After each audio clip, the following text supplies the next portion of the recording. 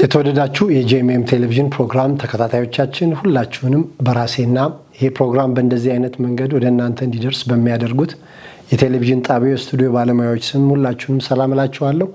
ይህ በጄኤምኤም ቴሌቪዥን የተዘጋጀ ወደ እናንተ የሚደርስ የማለዳ ስንቅ የተሰኘ ፕሮግራማችን ነው። ይህንን ፕሮግራም ወደ እናንተ ይዤ የምመጣው ሲራይን አለምበርሴ ይባላለሁኝ።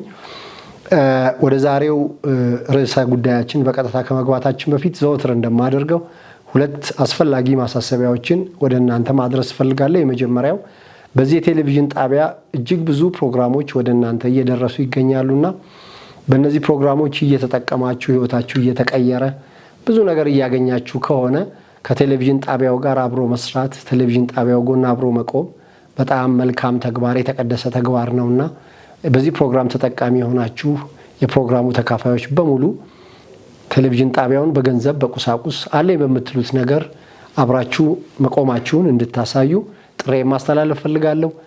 ይሄንንም ድጋፍ ማድረግ የምትፈልጉ ሰዎች የቴሌቪዥን ጣቢያው ላይ በሚለቀቁት የቴሌቪዥን ጣቢያው አድራሻዎች፣ ስልኮች ደውላችሁ ይሄንን ማድረግ እንደምትችሉ ከወዲሁ ላሳስባችሁ ፈልጋለሁ። ሁለተኛው በዚህ በማለዳ ስንቅ ፕሮግራም ላይ ያላችሁን አስተያየት ቴሌቪዥን ስክሪኑ ላይ በተቀመጠው ስልክ ደውላችሁ መስጠት እንደምትችሉ በዚሁ አጋጣሚ መንገር ፈልጋለሁ። እየደወላችሁ አስተያየት ስለምትሰጡን ሰዎች፣ ስለምታበረታቱን ሰዎች፣ አስተያየት ስለምትሰጡ እግዚአብሔር ዘመናችሁን ይባርክ ማለት ፈልጋለሁ። ይህን ካልኩ ወደ ዛሬው መልእክት በቀጥታ እገባለሁ። እንደምታስታውሱት አዲስ የጀመርነው ርዕሰ ጉዳይ እግዚአብሔርን ከመፍራት ጋር የተያያዘ ነውና እግዚአብሔርን መፍራት መጽሐፍ ቅዱስ ላይ የተጠቀሰባቸውን ክፍሎች እያየን መጥተናል እና ለሰው ልጅ በጣም አስፈላጊ ወሳኝ ጉዳይ ከሆኑት ነገሮች አንዱ ፈሪሃ እግዚአብሔር ነው። ሰው እግዚአብሔርን መፍራት አለበት። ሰው እግዚአብሔርን ካልፈራ፣ ሰው እግዚአብሔርን እየፈራ ማይኖር ከሆነ ህይወቱ እየተመሰቃቀለ፣ ህይወቱ እየተበላሸ በዚህም ምድር የተመቸ ሁኔታ ውስጥ አይገባም። ወደሚቀጥለውም ዓለም ለማለፍ በጣም አስቸጋሪ ነው። ስለዚህ ወገኖቼ በዚህ ዓለም ላይ ኖረን እዚሁ ዓለም ላይ የመጥፋት እድላችን ሰፊ ነው። ያኛውን ዓለም ሳናይ ስለምንቀር ማለት ነው። ምክንያቱም ወደዛኛው ዓለም የመግባት ስርዓቶች አሉ፣ በመጽሐፍ ላይ ተደንግጓል። ጌታ ኢየሱስን ሰዎች ጠይቀውታል። ወደ መንግስተ ሰማይ ለመግባት የእግዚአብሔርን መንግስት ለመገናኘት ምን ላድርግ ብለው የጠየቁ ሰዎች አሉ። ስለዚህ ወደዛኛው ዓለም ለመግባት ልጁ ኢየሱስ ክርስቶስን ከመቀበል ጀምሮ ያን የዳንበትን ነገር ቸል ሳንል ዕለት ዕለት መዳናችንን እየፈጸምን መሄድ አለብን። ከዛ ውስጥ በጣም ለሰው ልጅ ጠቃሚ ከሆኑትና አባቶቻችን ተፈትነው ካለፉባቸው ነገሮች አንዱ ፈሪሃ እግዚአብሔር ነው። ሰው እግዚአብሔርን ሊፈራ ይገባል። እግዚአብሔርን ሰው ካልፈራ፣ ሰው እግዚአብሔርን መፍራት ካልቻለ በህይወቱ መሰናክል ያጋጥመዋል። ስለዚህ እግዚአብሔርን ስለመፍራት ከመጽሐፍ አንዳንድ ክፍሎች እያየን መጥተናል። ዛሬ በዘዳግም መጽሐፍ ላይ ከተጻፈው ዘዳግም ምዕራፍ 10 ቁጥር 12 እና 13ን ከኔ ጋር አብረን እናያለን። ምናልባት ይህን ፕሮግራም በቤት ሆናችሁ የምትከታተሉ ሰዎች ከ20 ደቂቃ ላነሰ በጣም ለአጭር ጊዜ ወደ እናንተ የሚደርስ ፕሮግራም ነውና ቤት ውስጥ ምግብ እየበላችሁ በዚህ ሰዓት ስራ የምትወጡ ካላችሁ ወደ ስራ ለመሄድ እየተዘጋጃችሁ አረፍ ያላችሁ ሰዎች አረፍ ብላችሁ ልትከታተሉት የምትችሉት ፕሮግራም ስለሆነ በቤት ውስጥ ያላችሁትን ሁሉ እንድትታደሙ እንድትከታተሉ ልጋብዛችሁ ፈልጋለሁ። ይህን ካልኩ የዛሬውን የዘዳግም 10 ቁጥር 12 እና 13ን አብረን እናነባለን። ዘዳግም መጽሐፍ ምዕራፍ 10 ቁጥር 12 እና 13 እንደዚህ ይላል። እስራኤል ሆይ አሁንስ አምላክህን እግዚአብሔርን ትፈራ ዘንድ በመንገዱም ሁሉ ትሄድ ዘንድ አምላክህንም እግዚአብሔርን ትወድድ ዘንድ በፍጹም ልብህ በፍጹም ነፍስህ ታመልከው ዘንድ መልካምም እንዲሆንልህ ዛሬ ላንተ የማዘውን የእግዚአብሔርን ትእዛዝና ሥርዓት ትጠብቅ ዘንድ ነው እንጂ አምላክህ እግዚአብሔር ካንተ የሚፈልገው ምንድን ነው ይላል። የተዘረዘሩትን ታደርግ ዘንድ ነው እንጂ እግዚአብሔር ካንተ ሌላ ምን ይፈልጋል? እግዚአብሔር የሚፈልጋቸውን ተናገረ። ካንተ እግዚአብሔር እነኚህን ነገሮች ይፈልጋል እንጂ ሌላ ምን ይፈልጋል? እግዚአብሔር አንዴ ደግሜ ላንብበው። እግዚአብሔር ምንድን ነው የሚፈልገው ከህዝቡ? እግዚአብሔር ከኔ ምን ይፈልጋል? ከእናንተ ምን ይፈልጋል? ዛሬም ፕሮግራም ከምትካፈሉ ሰዎች በእውነት እግዚአብሔር ምንድን ነው ፍላጎቱ? የእግዚአብሔርን ፍላጎት ማወቅ አስፈላጊ ነው። እንዲህ ይላል፣ እስራኤል ሆይ አሁንስ አምላክህን እግዚአብሔር ትፈራ ዘንድ ብሎ ይጀምራል። እግዚአብሔር አምላክህን ትፈራ ዘንድ በመንገዱም ሁሉ ትሄድ ዘንድ አምላክህንም እግዚአብሔርን ትወድድ ዘንድ በፍጹምም ልብ በፍጹምም ነፍስ ታመልከው ዘንድ መልካምም እንዲሆንልህ ዛሬ ላንተ የማዘውን የእግዚአብሔር ትእዛዝና ሥርዓት ትጠብቅ ዘንድ ነው እንጂ አምላክህ እግዚአብሔር ካንተ የሚፈልገው ምንድን ነው? እግዚአብሔር እንግዲህ የሚፈልጋቸውን ነገሮች ሲናገር አምላክህን እግዚአብሔርን ትፈራ ዘንድ ብሎ ይጀምራል። በመንገዱ ትሄድ ዘንድ ትእዛዙን ትጠብቅ ዘንድ እንደዚህ ታደርግ ዘንድ ነው እንጂ እግዚአብሔር ሌላ ምን ይፈልጋል? ምን ይፈልጋል እግዚአብሔር? እግዚአብሔር የሚፈልጋቸውን በግልጽ አስቀምጧል። አምላክህ እግዚአብሔርን ትፈራ ዘንድ፣ በመንገዱ ትሄድ ዘንድ፣ ያዘዘህን ትጠብቅ ዘንድ፣ ታመልከው ዘንድ እግዚአብሔር ይህንን ነው እንጂ ሌላ ምን ይፈልጋል ካንተ ብሎ መጽሐፍ ይናገራል። እግዚአብሔር ፍላጎቶቹን በግልጽ አስቀምጧል። ምን ይፈልጋል እግዚአብሔር? ወገኖቼ እግዚአብሔር ምን ነው ይፈልገው? ከኔ ምን ይፈልጋል? ካንተ ምን ይፈልጋል? ካንቺ ምን ይፈልጋል? ይህንን ፕሮግራም ከምታዳምጡ ከምትመለከቱ ሰዎች እግዚአብሔር ምን ይፈልጋል? ምንድነው እግዚአብሔር ከህዝቡ የሚፈልገው? ወገኖቼ በግልጽ እስኪ ራሳችሁን ጠይቁ። አሁን እግዚአብሔር በግል ከናንተ ምን ይፈልጋል? ምንድነው እግዚአብሔር የሚፈልገው ከኛ? በእውነት እግዚአብሔር ዛሬስ ፍላጎቱ ተቀይሯል ወይ? ዛሬስ እግዚአብሔር ምንድነው እየፈለገ ያለው ከኛ? እግዚአብሔር ምንድነው የሚፈልገው ከኔ? ይሄንን እስኪ በደንብ አርጋችሁ እዩ። እግዚአብሔር ይሄንን እንጂ ሌላ ምን ይፈልጋል አለ መጽሐፍ። እግዚአብሔር የሚፈልጋቸው በዝርዝር አስቀመጠ። ፍላጎቱን እግዚአብሔር ኤክስፕሊሲትሊ በግልጽ አስቀምጧል። እኔ የምፈልገው ይሄንን ነው፣ ይሄንን ነው፣ ይሄንን ነው፣ ይሄንን ነው ብሏል እግዚአብሔር። ምንም የተምታታ ነገር የለውም፣ የሚያምታታ ነገር የለውም። እግዚአብሔር የሚፈልጋቸውን ነገሮች አስቀምጧል። ትፈራ ዘንድ አምላክህ እግዚአብሔርን ትፈራ ዘንድ፣ በመንገዱ ትሄድ ዘንድ፣ ትእዛዙን ዛሬ የሚነግርህን ትእዛዝ ትጠብቅ ዘንድ፣ እግዚአብሔር አምላክህን ታመልከው ዘንድ፣ በፍጹም ልብ በፍጹም ነፍስ ታመልከው ዘንድ። እግዚአብሔር ይህንን እንጂ ሌላ ካንተ ምን ይፈልጋል እግዚአብሔር ብሎ ይናገራል። እኔ ከነዚህ ከዘረዘራቸው ውስጥ መጀመሪያ ነው የምፈልገው አምላክህን እግዚአብሔርን ትፈራ ዘንድ። እግዚአብሔር የሚፈራ አምላክ ነው። በቃ እግዚአብሔር እንዲፈራ ይፈልጋል። እግዚአብሔር መፈራትን ታውቃላችሁ ይፈልጋል እግዚአብሔር። እኔ ያነሳሁት ሐሳብ ይሄ ስለሆነ እዚህ ላይ ነው አሁን ዛሬ ነገሩን በደንብ እግዚአብሔር አምላክህን ትፈራ ዘንድ ይላል። እግዚአብሔር የሚፈራ አምላክ ነው። እንደው የእግዚአብሔርን ፍርሃት እንተወውና ምንድነው እየፈራን ምንኖረው? እስኪ ዛሬ ይህን ፕሮግራም የምትካፈሉ ሰዎች ምን አይነት ፍርሃት አለባችሁ? ማንን ነው የምትፈሩት? ምን ትፈራላችሁ? ምን እየፈራችሁ ነው የምትኖሩት? ምንድነው የሚያስፈራችሁ? እስኪ እንደው የምትፈሩትን ነገር በህይወታችሁ አስቡ። ሰዎች ስለ ብዙ ነገር ፍርሃት አለባቸው። ሰዎች የተለያየ ነገር ይፈራሉ። ባልዘረዝራቸውም ሰዎች ግን የሚፈሩት ነገር አለ። እፈራለሁ ይላሉ። ይሄን ለማድረግ እፈራለሁ፣ ለመኖር እፈራለሁ፣ ወደዚህ ለመሄድ እፈራለሁ፣ ይሄንን ነገር ላረግ ነበር ግን ይሄን ፈራሁ፣ እንዲህ ላረግ ነበር ፈራሁኝ። ፍርሃት አለ። የምንፈራው ነገር አለ። ወደፊት ለመራመድ የምንፈራው ነገር አለ። ለመናገር የምንፈራው ነገር አለ። ለመኖር የምንፈራው ነገር አለ። ለማገልገል የምንፈራው ነገር አለ። አሁን ካለን አቅም በላይ ስትሬች ለማድረግ ወደፊት ለመሄድ የምንፈራው ነገር አለ። በመስሪያ ቤት ፍርሃት አለ። በቤት ፍርሃት አለ። በአገር ፍርሃት አለ።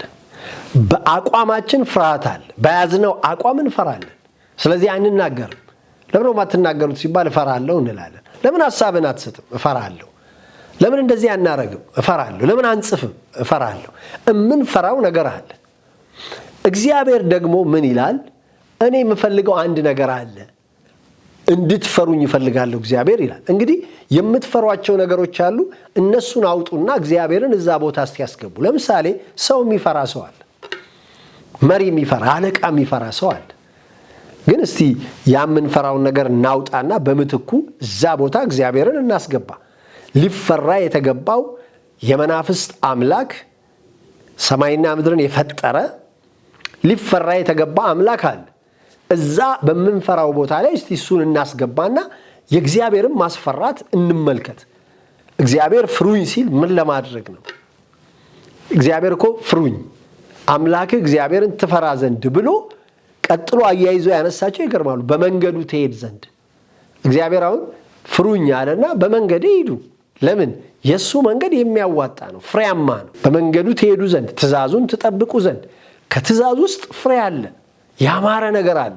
ስለዚህ እግዚአብሔር ትፈሩት ዘንድ ትእዛዙን ትጠብቁ ዘንድ በፍጹም ልባችሁ ነፍሳችሁ ታመልኩት ዘንድ። እግዚአብሔር በቃ ስናመልከው ሪዋርድ አለው፣ ውጤት አለው። እግዚአብሔር በእግዚአብሔር ፍርሃት ውስጥ ትሬዠር ነው ያለው፣ ሀብት ነው ያለው፣ ውጤት አለ። እግዚአብሔርን በመፍራት ውስጥ ወገኖቼ ፍሬ አለ። እግዚአብሔር ፍሩኝ ሲል አድቬንቸር አይደለም። እግዚአብሔር አስፈር እግዚአብሔር እንድንንቀጠቀጥለት ወይኔ እንድንሸማቀቅ ሳይሆን እግዚአብሔርን መፍራት የራሱ ውጤት አለው። እግዚአብሔርን በመፍራት ውስጥ ፍሬዎች አሉ፣ ስኬቶች አሉ፣ ከፍታዎች አሉ፣ ጥበቦች አሉ፣ ማስተዋሎች አሉ፣ ደስታ አለ፣ እግዚአብሔር የሚሰጠው ዕውቀት አለ። እግዚአብሔርን የሚፈሩ ሰዎች በፍርሃታቸው ውስጥ የሚመጡ ውጤቶች አሉ። እግዚአብሔር ይህንን ነው የምፈልገው፣ እንድትፈሩኝ ይፈልጋለሁ ሲል እግዚአብሔር እኛን ለማስፈራራት ለማሸማቀቅ ሳይሆን እግዚአብሔርን በመፍራት ውስጥ ውጤት አለ። እግዚአብሔርን የፈሩ ሰዎች ምንድን ነው የሆኑት? አብርሃም ምን ሆነ? እግዚአብሔርን በመፍራቱ። ይስሐቅ ምን ሆነ? ያዕቆብ ምን ሆነ? የእምነት አባቶቻችን እግዚአብሔርን ይፈሩት ነበር። ምንድን ነው የሆኑት? ምንድን ነው በሕይወታቸው ሀፐን ያደረገው? ዕብራውያን 11 ላይ የተዘረዘሩ አባቶቻችን እግዚአብሔርን በመፍራታቸው ምንድን ነው በሕይወታቸው ሀፐን ያደረገው? እግዚአብሔርን የሚፈሩ ሰዎች የመፍራት ውጤቱን በአባቶቻችን ላይ አይተናል። እግዚአብሔርን የሚፈሩ ሰዎች የት ነው የደረሱት? ዳዊት እግዚአብሔርን በመፍራቱ ምን አተረፈ? ምን አይነት ሰው ነበር የነበረው? ወገኖቼ ነቢያት እንዴት ነው እግዚአብሔርን ፈርተው ያለፉት? ሐዋርያት እግዚአብሔርን እንዴት ነው ፈርተው ያለፉት? በመፍራታቸው ምን ውጤት ሕይወታቸው ላይ ተመዘገበ? ተራ ሰው ሆነው ቀሩ ወይ? እግዚአብሔርን የፈሩ ሰዎች አሻራቸው ጠፋ ወይ? ደብዛቸው ጠፋ ወይ? ወገኖቼ እግዚአብሔርን በመፍራት ውስጥ የሚገራርም ትሩፋት አለ፣ የሚገራርም ውጤት አለ፣ የሚገራርም ስኬት አለ። ስለዚህ እግዚአብሔር ሌላ ነገር አልፈልግም እኔን ፍሩ ይላል። እግዚአብሔር ሌላ ምን ይፈልጋል? እግዚአብሔር ከሚፈልጋቸው ነገሮች አንዱ መፈራት ነው። ለምን? የእግዚአብሔር መፈራት ውጤት አለው። እግዚአብሔርን በመፍራት ውስጥ ሰው የሚያተርፈው ውጤት አለ። ሰው እግዚአብሔርን ፈርቶ ባዶውን አይቀርም፣ ተራ ሰው ሆኖ አይቀርም። ባዶ እጁን የቀረ የለም። እግዚአብሔርን ፈርቶ እግዚአብሔርን የሚፈሩ ሰዎች ወገኖቼ በመጽሐፍ ብዙዎች ተቀምጠዋል። ፈራ እግዚአብሔር ያላቸው ሰዎች ወገኖቼ የት ነው የደረሱት? እስቲ እንደው ከሰው እንውጣና የእግዚአብሔር ልጅ ጌታ ኢየሱስ ክርስቶስን እንደ ምሳሌ ላንሳ። እግዚአብሔርን መፍራቱ ተነገረለት እኮ። አባቱን መፍራቱ ተነገረለት። ጌታ ኢየሱስ ክርስቶስ አባቱን ፈርቶ ለአባቱ ታዞ በመሄዱ ሞት ይዞ ያስቀረው ዘንድ አልቻለም ይላል። ሞት እንግዲህ ሁሉንም የዘጋ ነው። ሞት ይዞ ያስቀረው ዘንድ አልቻለም። ለምን? መፍራቱ፣ መታዘዙ ተሰማለት። ጌታ ኢየሱስ ክርስቶስ ታወቀ በሰማይ ለአባቱ መታዘዙን መፍራቱን በቃ የተመሰከረለት ጌታ። ወገኖቼ ይሄ ነው መፍራት። እግዚአብሔርን መፍራት ማለት ተግባራዊ ነው። በተግባር የሚታይ ነገር ነው። በልጁ አይተናል። ከሰማይ እኮ ነው የመጣው ጌታ ኢየሱስ። ከሰማይ እኮ ነው የመጣው። በሰማይ ይኖር የነበረ እግዚአብሔር ወልድ እኮ ነው። ግን ታዞ መጣ። በመፍራት አባቱን በማክበር በመታዘዝ አባቶይ ፈቃድህን ላደርግ መጣው። አባቱን እንዴት እንደፈራ እንዴት እንዳከበረ በግልጽ የተቀመጠ ጌታ ነው። ከሱ ልንማር ይገባል። እሱ የእምነታችን ሐዋርያ ነው። እሱ ነው መንገድ ያሳየን። እኔ እውነት፣ መንገድ፣ ሕይወት እኔ ነኝ ይላል ጌታ ኢየሱስ። አሳይቶናል። መንገድ ሆኖ አሳይቶናል። ሕይወት ሆኖ አሳይቶናል። መንገዱ ዘወይ እኔ ነኝ መንገዱ ብሏል። በቃ በዛ መንገድ በመረቀልን በዛ መንገድ መሄድ አለብን ወገኖቼ። መቼም መንገድ በሌለበት አይኬድም። እውነት በሌለበት እንዴት እንኖራለን? ሕይወት በሌለበት ምን አይነት ሕይወት ነው የምንኖረው?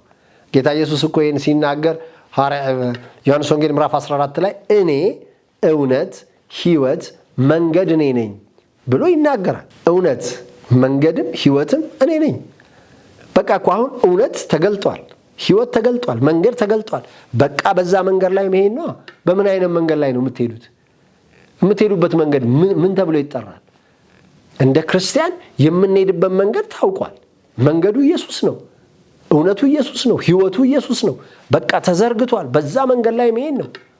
ከዚህ ውጪ በምን አይነት መንገድ ላይ ሄደን ውጤታማ መሆን ነው የምንፈልገው? አያችሁ፣ እግዚአብሔርን መፍራቱ ማክበሩ ተሰማለት፣ ተሰማ ጸሎቱ። መጽሐፍ ቅዱስ ይህንን ይነግረናል። ፈራ እግዚአብሔር ማለት እኮ ይሄ ነው። ሰው እግዚአብሔርን ሲፈራ ማለት ነው። የመጣበትን ዓላማ ነው የሚፈጽመው። ሰው እግዚአብሔርን ሲፈራ ሌሎች ነገሮች አያስፈሩትም። ሌሎች ነገሮች በእሱ ላይ ምንም ተጽዕኖ የላቸውም። ለምን? የሚፈራው እግዚአብሔር ስለሆነ። እኛ ዛሬ ከእግዚአብሔር ይልቅ እጅግ ብዙ የምንፈራቸው ነገሮች አሉ። ስለዚህ እግዚአብሔርን ለመፍራት ጊዜ የለንም። ግን የሚገርማችሁ እግዚአብሔርን መፍራት ግን ከምንም ተጽዕኖ ነፃ መውጫ መንገድ ነው። እግዚአብሔርን የሚፈሩ ሰዎች ማንም ተጽዕኖ አያሳድርባቸው። እግዚአብሔርን የሚፈሩ ሰዎች በእነሱ ላይ ተጽዕኖ እግዚአብሔር ብቻ ነው። እግዚአብሔር ደግሞ ለመልካም ነው። የእግዚአብሔር ኃይል ለመልካም ስለሆነ ስለዚህ እግዚአብሔር ሌላ ምንም የሚፈልገው ነገር የለም። ሌላ ምንም አልፈልግም እያለ ነው እግዚአብሔር። ምን ይፈልጋል እግዚአብሔር ካንተ? ነገር ግን አምላክህን እግዚአብሔርን ትፈራ ዘንድ፣ በመንገዱ ትሄድ ዘንድ፣ በፍጹም ነፍስህ እና መንፈስህ ታመልከው ዘንድ፣ ስርዓቱን ትጠብቅ ዘንድ፣ መንገዱን ትሄድ ዘንድ። ይህንን ነው እንጂ እግዚአብሔር ሌላ ምንም አይፈልግም ብሎ መጽሐፍ ይነግረናል። ወገኖች እግዚአብሔር ከእናንተ ሌላ ምንም አይፈልግም። እግዚአብሔር እንድትፈሩት ይፈልጋል። እግዚአብሔርን ስትፈሩት ሌሎች የሚያስፈሯችሁ ነገሮች ስፍራውን ይለቃሉ። ለምን? እነሱ የማስፈራት አቅም የላቸው። ሰዎች በዚህ ዘመን ሰይጣንን ይፈራሉ። ሰው ሰይጣንን ከፈራ እግዚአብሔርን ሊፈራ አይችልም። ምክንያቱም ቦታው ተይዟል። የሚፈራው ወደ ዳር ተደርጎ የማይፈራው ስፍራውን ስለያዘ ማለት። ሰው ዛሬ ሰውን ይፈራል። ሰው ሰውን ከፈራ እግዚአብሔርን ሊፈራ አይችልም። ለምን? ስፍራው ተይዟል። መፈራት ያለበት ግን እግዚአብሔር ነው። ስለዚህ እግዚአብሔር ሌላ ነገር አልፈልግም።